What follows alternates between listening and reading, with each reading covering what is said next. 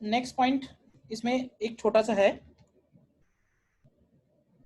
और फिर से हम वो डाइलेक्ट्रिक के एप्लीकेशंस पे आएंगे। वो नेक्स्ट एक पॉइंट है, छोटा सा रह गया है, तो वो और नोट कर लो। उसमें हेडिंग डाल दो, चाहो तो हेडिंग पड़ेगा force of attraction between plates of a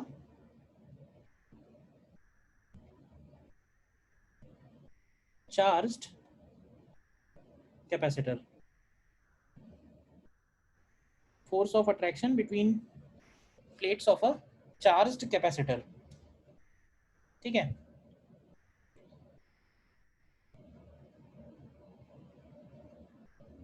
parallel plate capacitor ही ले रहे हैं, और सपोज ये पैरेलल प्लेट कैपेसिटर है, एक प्लेट पे प्लस क्यू और एक प्लेट पे माइनस क्यू चार्ज है।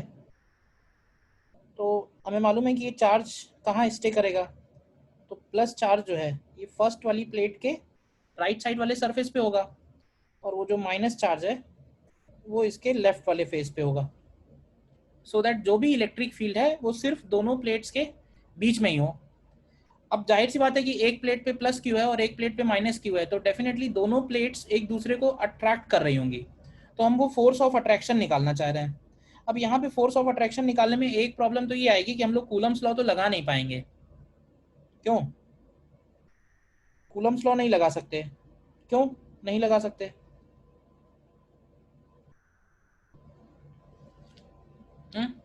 Coulomb's law is applicable only for point charges. ये पॉइंट चार्ज तो है नहीं, तो कूलम्स लॉ तो अप्लाई नहीं कर पाएंगे, तो कोई और मेथड सोचते हैं। तो दूसरा मेथड ये है कि हम लोग क्या करें कि एक पॉइंट पी लेते हैं, ठीक है, consider consider a point P in the vicinity of negative plate. मतलब प्लेट, नेगेटिव वाली प्लेट के बहुत क्लोज है वो पॉइंट। तो ये बताओगे कि electric field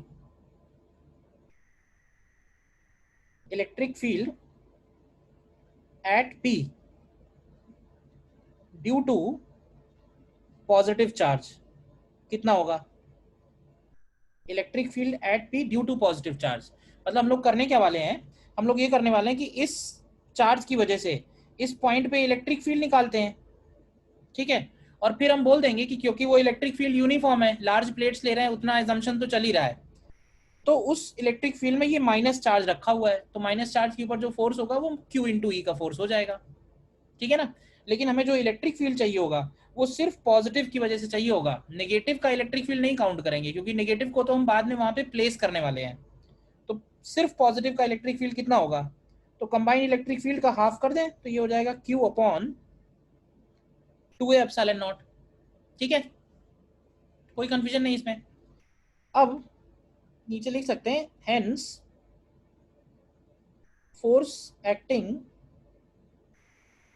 on negative charge. तो नेगेटिव चार्ज के ऊपर फोर्स कितना लग रहा होगा, तो उसको हम लोग सीधे सीधे क्यू इंटू ई लिख सकते हैं। ये वाला जो इलेक्ट्रिक फील्ड हमने निकाला है ये राइट साइड में आएगा, और ये जो फोर्स निकालेंगे ये लेफ्ट साइड में आएगा। लेफ्ट साइड में आएगा मतलब कि अट्रैक्शन, तो अट्रैक्शन है तो पता ही था, मैग्नीट्यूड जो आएगा निकल के वो याद रखना है हमको। तो ये आ रहा है Q square upon 2a epsilon not. तो ये एक छोटा सा फॉर्मूला है और ध्यान रखना है, ठीक है ना? और खास बात ये है कि ये दोनों प्लेट्स के बीच के सेपरेशन पे डिपेंड नहीं कर रहा है, it is independent of separation between the two plates.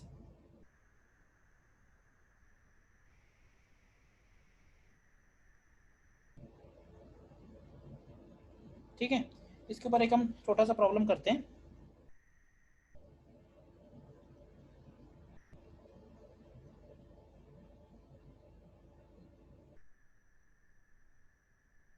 Find work done by external agent in pulling the plates of a charged capacitor apart from separation x1 to x2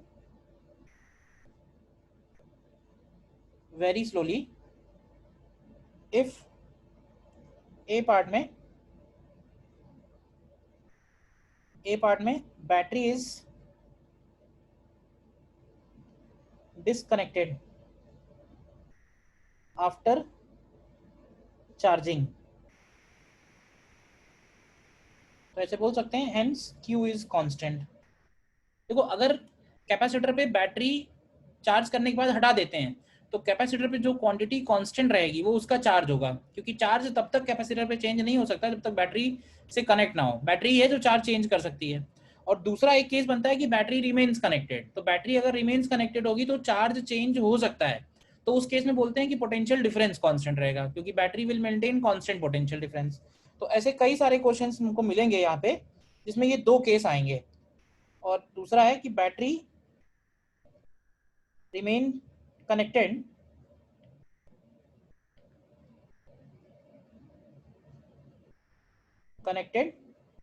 and potential is constant.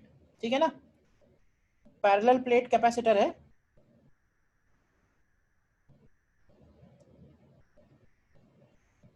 With plate area A. देखो करो try इसको पहले।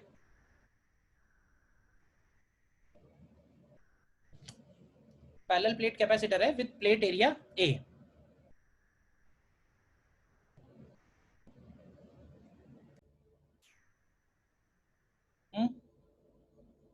देख लो इसको। ए part में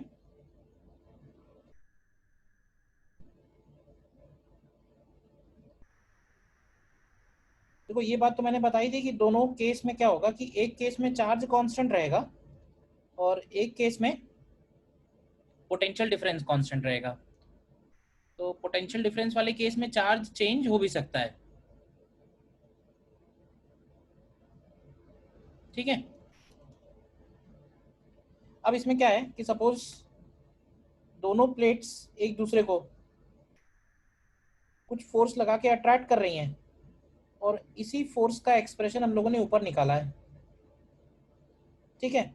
मान लेते हैं कि इनके बीच का separation at any time x है।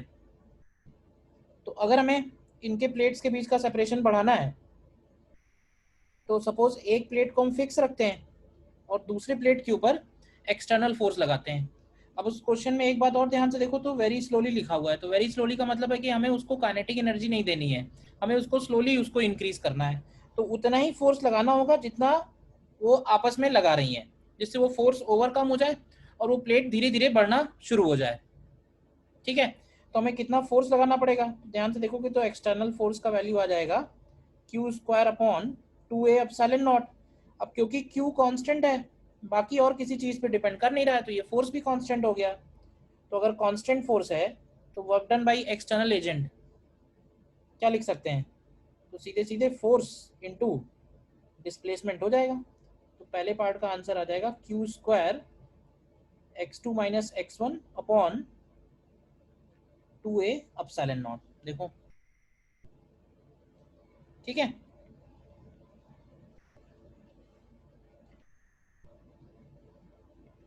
इसी चीज को हम एक और मेथड से कर सकते हैं। ठीक है। और उसको हम लोग बोल रहे हैं यूजिंग वर्क एनर्जी थ्योरम। ठीक है।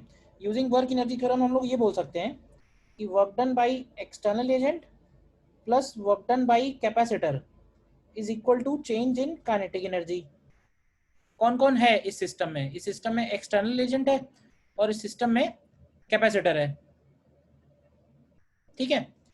तो work done by external agent and work done by capacitor total मिला के चेंज इन काइनेटिक एनर्जी के इक्वल होना चाहिए। अच्छा चेंज इन काइनेटिक एनर्जी की वैल्यू 0 होगी। ठीक है। अब वर्क डन बाई कैपेसिटर क्या होता है, क्यों भाई बताएगा कोई, वर्क डन बाई कैपेसिटर क्या होगा। हम्म देखो अगर हम लोग एनर्जी के पॉइंट ऑफ व्यू से सोचें तो वर्क डन का सिंपल मतलब होता है transfer of energy from one system to another system. Suppose हमने अगर किसी ब्लॉक को डिस्प्लेस किया है तो हमने उसके ऊपर पॉजिटिव वर्क किया है, एंड साइमल्टेनियसली ब्लॉक ने हमारे ऊपर नेगेटिव वर्क किया, तो हमने उतनी एनर्जी ब्लॉक में ट्रांसफर कर दी है। लेकिन क्या सेम अमाउंट से हमारी अपनी एनर्जी भी डाउन हो गई होगी? क्योंकि टोटल एनर्जी तो कंजर्व ही है ना। अगर हमने किसी सिस्टम की काइनेटिक एनर्जी बढ़ाई है, दैट मीन्स हमने एनर्जी ट्रांसफर की है, तो सेम अमाउंट ऑफ एनर्जी हमारी कम भी हो गई। तो वर्क डन बाई कैपेसिटर को हम लोग लिख सकते हैं minus of delta U capacitor. ठीक है ना, ये एक बिल्कुल लॉजिकल सेंटेंस है कि कैपेसिटर ने कितना वर्क किया, तो जितनी कैपेसिटर की एनर्जी कम हो गई उतना ही उसने वर्क किया, तो negative of change in potential energy. तो यहां से तुम देखोगे तो W एक्सटर्नल की वैल्यू आ जाएगी डेल्टा यू कैपेसिटर, तो इसको लिखेंगे U final minus U initial.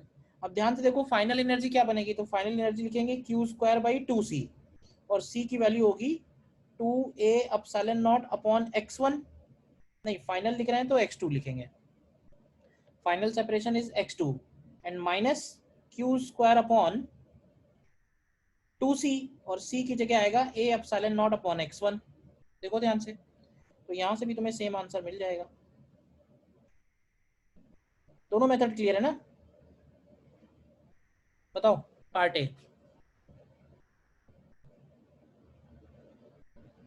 Yes. ठीक है, अब बी पार्ट में भी इसी तरह से करो, लेकिन बी पार्ट में क्या है कि बी पार्ट में इस कैपेसिटर को हमने बैटरी से कनेक्ट कर रखा है।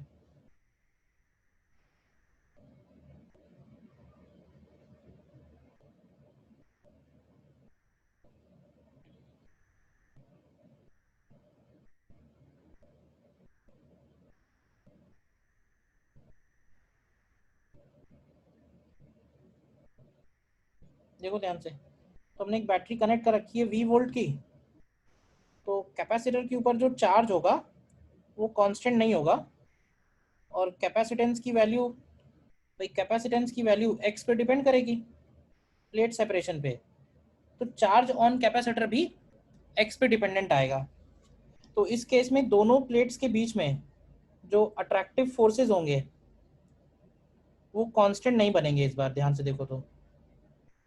अच्छा, फोर्स को हम लोग क्या लिखेंगे, तो force external force is equal to force between plates of capacitor, and this is equal to Q square upon 2A epsilon not.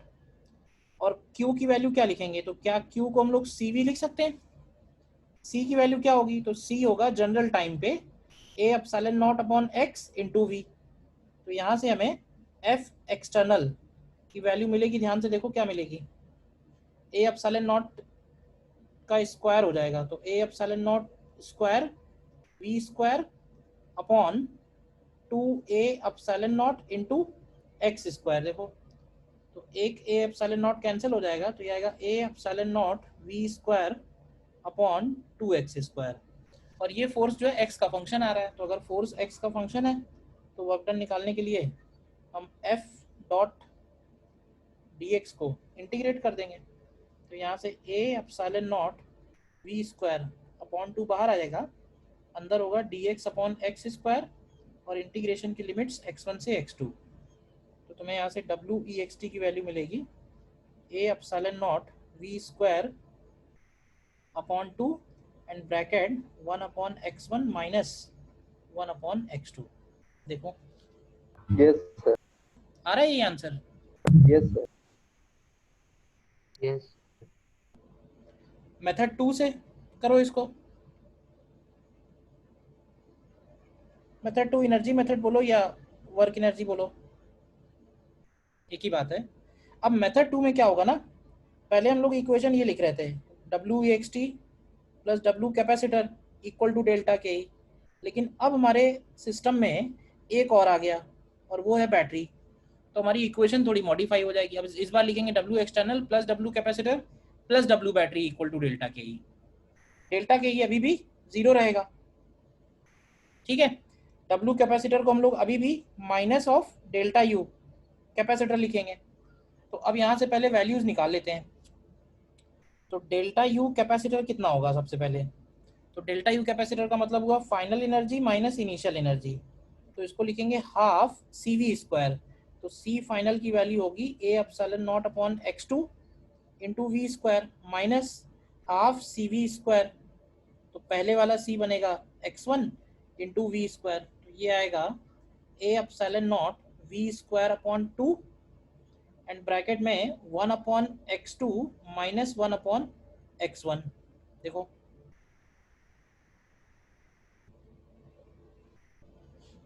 ठीक है। देन W बैटरी अगर चाहिए हमें, तो W बैटरी का मतलब होगा charge delivered by battery into battery का ईएमएफ। अब चार्ज डिलीवर्ड बाय बैटरी क्या लिखेंगे, तो इसको लिखेंगे C final into V minus C initial into V और इंटू V। ये लाइन बताओ इसमें कोई कंफ्यूजन तो? बैटरी ने कितना चार्ज डिलीवर किया कैसे पता चलेगा? तो जैसे हम लोग अभी तक करते आ रहे थे कि फाइनल सिचुएशन में कैपेसिटर पे कितना चार्ज है, इनिशियल सिचुएशन में कैपेसिटर पे कितना चार्ज है, तो जो डिफरेंस है उतना ही बैटरी ने सप्लाई किया होगा। तो बैटरी ने जो सप्लाई किया होगा वो ये वाला चार्ज होगा। ठीक है, तो यहां से अगर तुम निकालोगे तो सी फाइनल का मतलब होगा ए epsilon naught upon x2 minus ए एप्सिलॉन नॉट अपॉन x1 और इनटू वी स्क्वायर। देखो तो यहाँ से हम लोग लिख सकते हैं hence W external is equal to delta U capacitor minus W battery. Delta U capacitor minus W battery. तो देखो केयरफुली सारी वैल्यूज रखो विद साइन, तो तुम्हें आंसर वही मिल जाएगा A epsilon naught V square by 2 1 upon x1 minus 1 upon x2। Clear है दोनों method? Yes sir. This was force of attraction between plates, और उसकी वजह से क्या चेंजेस आ रहे हैं।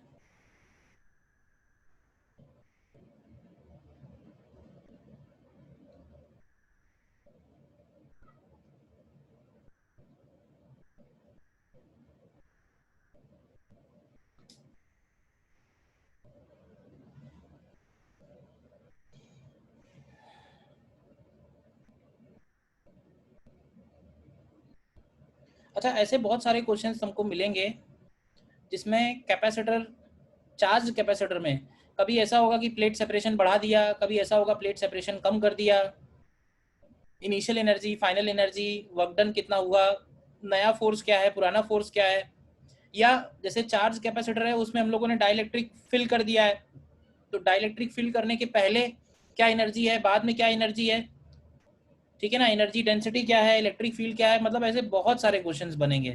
तो एक तो तुमने ये पॉइंट देख लिया जो मैंने कराया, ये ध्यान रखना, मतलब सारे कवर हो जाएं, ये मेरा कहने का मतलब है।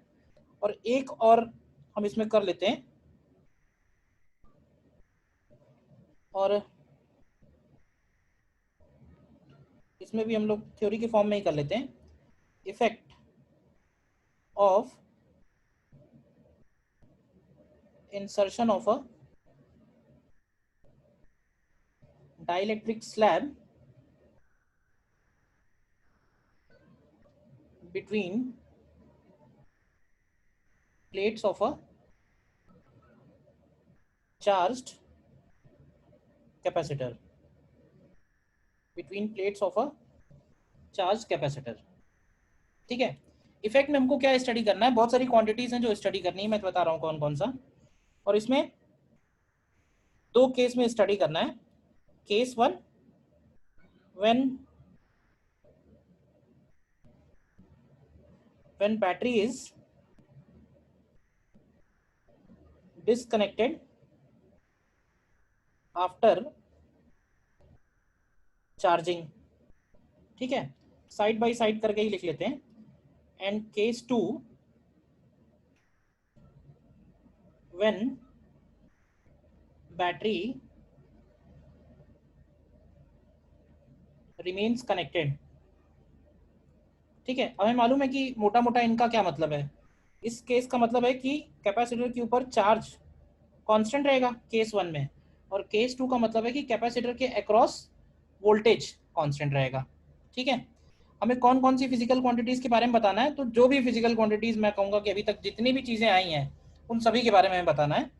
तो देखो पहले केस में क्या है पहले केस में कैपेसिटर ये रहा, इसके इस प्लेट पे प्लस क्यू, इस प्लेट पे माइनस क्यू, और बाद में हमने जब इसमें डाइलेक्ट्रिक स्लैब फिल किया है इसमें, तो ये कंप्लीटली फिल किया है, मतलब पार्शियल फिल नहीं है। तो डाइलेक्ट्रिक कांस्टेंट सपोज के है, अभी भी इस प्लेट पे प्लस क्यू और इस प्लेट पे माइनस क्यू है। तो हमें ये बताना है कि जब हम इस सिचुएशन से इस सिचुएशन में जाएंगे तो क्या क्या इफेक्ट पड़ रहा है। तो सबसे पहले मुझे ये बताओ कि कैपेसिटेंस पे क्या इफेक्ट पड़ेगा। क्यों भाई, सी न्यू या सी डैश लिख दो शॉर्ट में, सी डैश की वैल्यू ओल्ड वैल्यू के टर्म्स में क्या इफेक्ट आएगा। तो अगर हमने कंप्लीटली फिल कर रखा है तो क्या सी डैश की वैल्यू सीधे सीधे बोल सकते हैं कि के टाइम्स सी हो जाएगी। क्यों, सी यस डैश की वैल्यू यस के टाइम्स सी हो जाएगी, ठीक है। देन चार्ज तो कांस्टेंट है ही है। अच्छा, पोटेंशियल के बारे में क्या कहोगे, voltage, potential difference between plates पे क्या इफेक्ट पड़ेगा। पोटेंशियल डिफरेंस बिटवीन प्लेट्स पे क्या इफेक्ट पड़ेगा।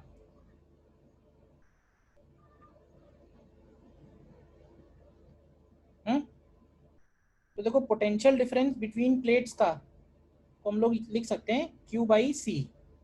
फॉर्मूला क्या यूज करेंगे, पोटेंशियल डिफरेंस बिटवीन प्लेट्स के लिए फॉर्मूला जो यूज कर सकते हैं वो है Q बाई सी। तो क्या लगता है, Q तो कांस्टेंट है और C के टाइम्स हो रहा है, तो V डैश की वैल्यू V अपॉन के हो जाएगी, यानी पहले जो पोटेंशियल डिफरेंस था दैट डिवाइडेड बाई के। और आगे बढ़ते जाओ, इलेक्ट्रिक फील्ड के बारे में क्या कहोगे, electric field between plates, electric field के लिए क्या फॉर्मूला यूज करोगे। तो इलेक्ट्रिक फील्ड के लिए या तो हम यूज कर सकते हैं Q अपॉन ए एप्सिलॉन नॉट, और या फिर हम यूज कर सकते हैं V अपॉन डी, दोनों से ही निकल के आ जाएगा। इलेक्ट्रिक फील्ड के लिए जो फॉर्मूला यूज करेंगे वो होगा Q upon A epsilon not या फिर V अपॉन डी। बताओ क्या आएगा, ई डैश का value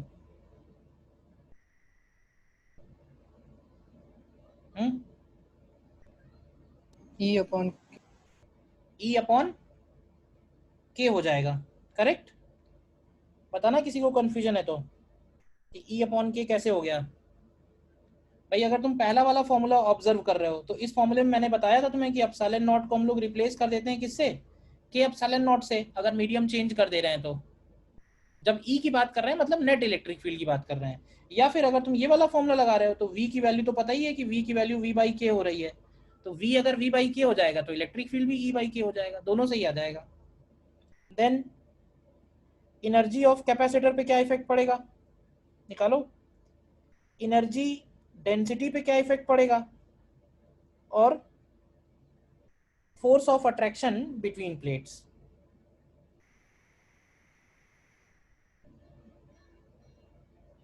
force of attraction between plates. तो ऐसे मान लो कि 10-20 ऑब्जेक्टिव क्वेश्चन इसी में हो जाएंगे। एनर्जी ऑफ कैपेसिटर के लिए क्या फॉर्मूला लगाएंगे, एनर्जी ऑफ कैपेसिटर क्यू के लिए स्क्वायर फॉर्मूला बाय हम लोग टू लगा सी। सकते हैं क्यू स्क्वायर बाई टू सी लगा सकते हैं, या फिर हाफ सी वी स्क्वायर लगा सकते हैं, दोनों से ही निकल के आएगा। तो अगर हम क्यू स्क्वायर बाई टू सी लगाएंगे तो एनर्जी डेंसिटी की वैल्यू भी पहले वाली वैल्यू से डिवाइडेड बाई के हो जाएगी एनर्जी ऑफ कैपेसिटर की। एनर्जी डेंसिटी के लिए क्या यूज़ करेंगे, तो एनर्जी डेंसिटी के लिए तुम या तो यूज़ कर सकते हो half epsilon naught E square, और या फिर यूज़ कर सकते हो energy of capacitor upon volume, energy of capacitor upon volume use कर लो, दोनों से आंसर आना चाहिए। तो एनर्जी ऑफ एनर्जी डेंसिटी भी यूई अपॉन के हो जाएगी, बताओ। Yes sir. दोनों फॉर्मूले से क्लियर है ना, दोनों से ही, यस ठीक। Then force of attraction between plates, तो force of attraction between plates के लिए फॉर्मूला है हमारे पास F is equal to Q square upon two epsilon not.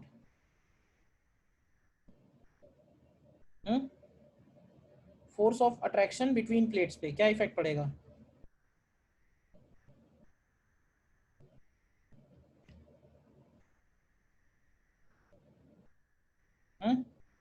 Epsilon not को के से मल्टीप्लाई कर दिया। अब एप्सिलॉन नॉट टू के से मल्टीप्लाई अगर हम करेंगे तो जो फोर्स निकल के आएगा वो नेट फोर्स होगा, ठीक है ना। इसमें ध्यान रखना, इसीलिए मैंने अलग से लिख भी दिया है कि ये जो एफ डैश है ये नेट फोर्स नहीं है, ये कौन सा फोर्स है, ये प्लस क्यू माइनस क्यू पे जो लगा रहा है वो फोर्स है। और प्लस क्यू माइनस क्यू पे कितना फोर्स लगा रहा है वो बीच के मीडियम पे डिपेंड नहीं करेगा, यानी कि इस केस में एफ डैश जो है वो एफ के इक्वल आएगा। Yes sir. समझ गए ना क्या Yes, डिफरेंस है दोनों में? yes, yes, ठीक, अब आ जाओ सेकंड वाले केस में। सेकंड वाले केस में क्या हो रहा है, सभी वैल्यूज बताओ उसी तरह से। सी डैश पे क्या इफेक्ट पड़ेगा, क्यू डैश पे क्या इफेक्ट पड़ेगा, वोल्टेज तो कांस्टेंट ही है। ई डैश पे क्या इफेक्ट पड़ेगा, कैपेसिटर एनर्जी पे क्या इफेक्ट पड़ेगा, एनर्जी डेंसिटी पे क्या इफेक्ट पड़ेगा, और force of attraction between plates पे क्या इफेक्ट पड़ेगा। बैटरी रिमेन्स कनेक्टेड है। तो सी डैश क्या के टाइम्स सी हो जाएगा, क्यू की वैल्यू भी क्या के टाइम्स क्यू हो जाएगी, बताना कोई कंफ्यूजन है तो। इलेक्ट्रिक फील्ड की वैल्यू सेम रहेगी, एनर्जी ऑफ कैपेसिटर के टाइम्स हो जाएगी, एनर्जी डेंसिटी भी के टाइम्स हो जाएगा, एंड फोर्स ऑफ अट्रैक्शन के स्क्वायर टाइम्स हो जाएगा। बताओ कौन सा बताना है।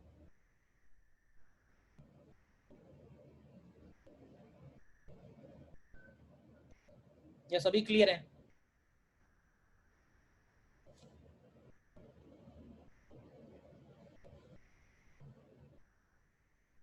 कुछ क्वेश्चंस तो हो गए इंसर्ट इंसर्ट करने वाले कि इंसर्ट किया है अब क्या होगा, कुछ होगा कि अब इंसर्ट है इसको निकाल दिया तो अब क्या होगा, तो वही दोनों तरह से क्वेश्चंस ध्यान रखो जैसे भी है, कॉन्सेप्ट तो क्लियर ही है।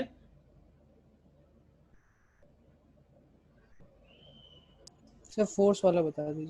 फोर्स वाले में क्या होगा ना कि हम नीचे जो एप्सिलॉन नॉट है वो चेंज नहीं करेंगे, क्योंकि हमें निकालना है force of attraction between plates.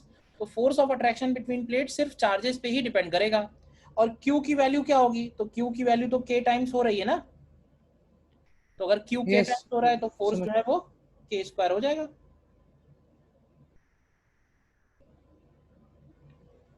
ठीक है। Yes sir.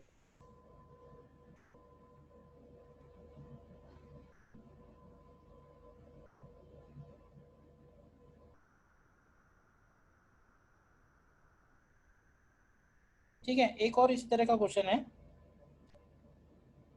हमें निकालना है find work done by external agent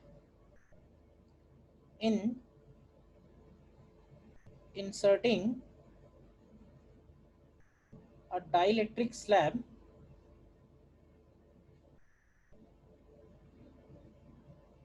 between plates of a capacitor, between plates of a charged capacitor, between plates of a charged capacitor very slowly if, अब फिर से वही दोनों केस हैं, ए पार्ट में बैटरी इज डिस्कनेक्टेड,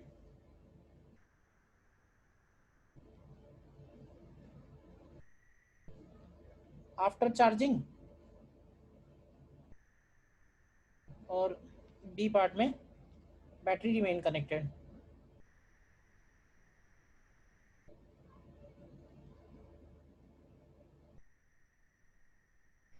ठीक है ना। इसमें गिवन क्या क्या है, गिवन है कैपेसिटेंस ओल्ड की वैल्यू सी ले लेना, डाइलेक्ट्रिक कांस्टेंट के ले लेना, और पहले केस में क्यू कांस्टेंट हो जाएगा, तो पहले केस में सपोज लेना कि क्यू गिवन है और दूसरे केस में वी कांस्टेंट हो जाएगा। देखो निकालो इसको। अब इसमें हम लोग जैसे ऊपर हम लोगों ने वर्कडन वाला क्वेश्चन किया उसमें दो मेथड लगाए थे, मेथड 1 मेथड 2, बट इसमें मेथड 1 नहीं लगेगा, इसमें मेथड 2 से ही करो, एनर्जी वाले मेथड से ही, क्योंकि हमें फोर्स का एक्सप्रेशन नहीं है हमारे पास। फोर्स का एक्सप्रेशन बिटवीन प्लेट्स में है, डाइलेक्ट्रिक इंसर्ट कर रहे हैं तब कितना फोर्स लग रहा है वो एक्सप्रेशन नहीं है हमारे पास। तो मेथड 2 ही लगाओ using energy, work energy theorem, करो ट्राई।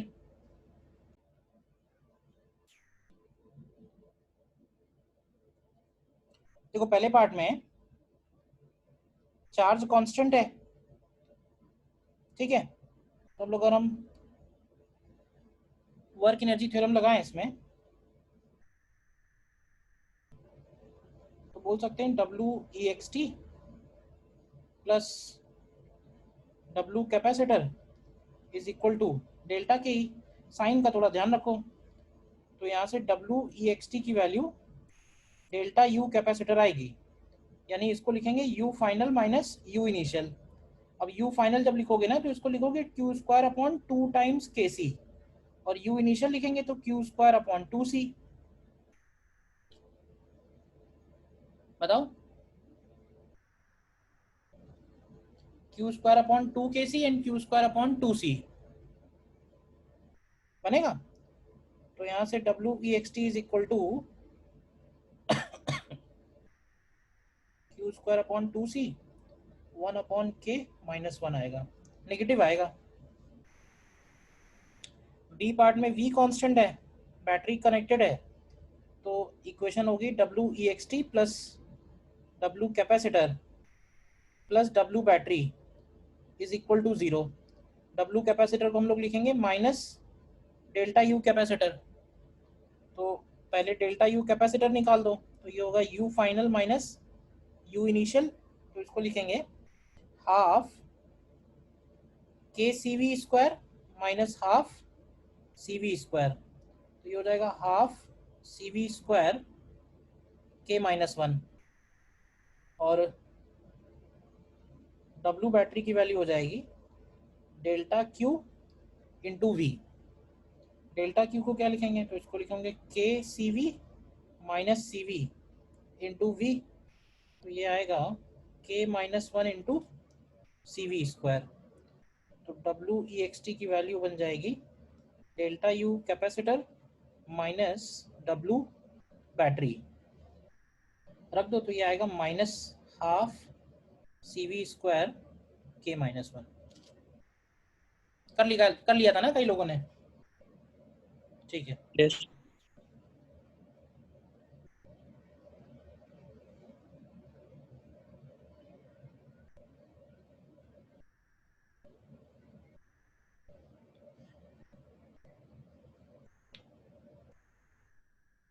ठीक है, बताओ इसमें।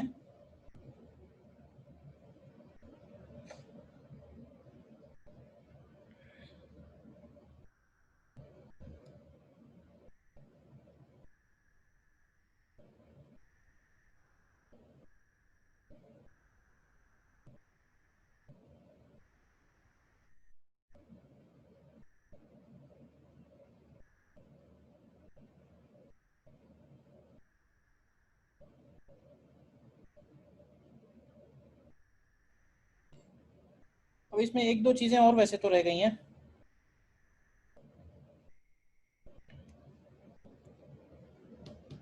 बट मेन बातें सारी हो गई हैं, तो क्वेश्चंस तो तुम कर ही सकते हो जो भी डाइलेक्ट्रिक वाले पोर्शन के हैं। ठीक है, तो आज यहीं तक रखते हैं इस लेक्चर में।